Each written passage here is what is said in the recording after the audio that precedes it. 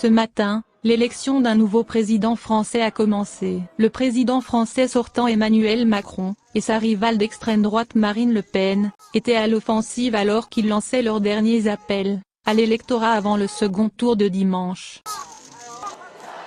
Centriste et pro-européen, Macron a toujours été en tête des sondages contre son challenger anti-immigration et eurosceptique, bien en dehors des marges d'erreur.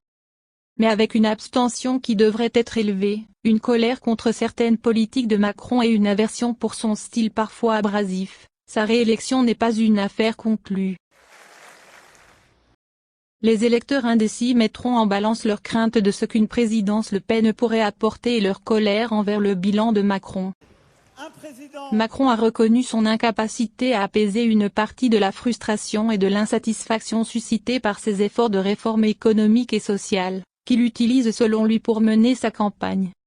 Mais il a exhorté les électeurs à résister à ce qu'il a appelé la montée de l'idéologie d'extrême droite. Je pense que nous ne devons pas nous habituer à la montée des idées d'extrême droite. Je pense qu'il y a des différences dans une vie démocratique, dans un champ républicain qui peuvent s'affronter lors des élections locales ou nationales.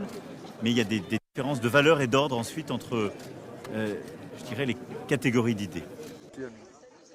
Les politiques de Le Pen incluent une interdiction du foulard musulman en public, donnant la priorité aux ressortissants français sur les emplois et les avantages sociaux, et limitant les règles européennes sur les voyages transfrontaliers.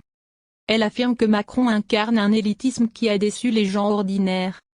Face à cette oligarchie froide qui confisque le pouvoir, face à l'élite autoproclamée, arrogante et moralisatrice, nous sommes la voix et l'âme de la majorité silencieuse. La majorité trop gentiment silencieuse. Une majorité que j'appelle à donner de la voix en me donnant ses voix.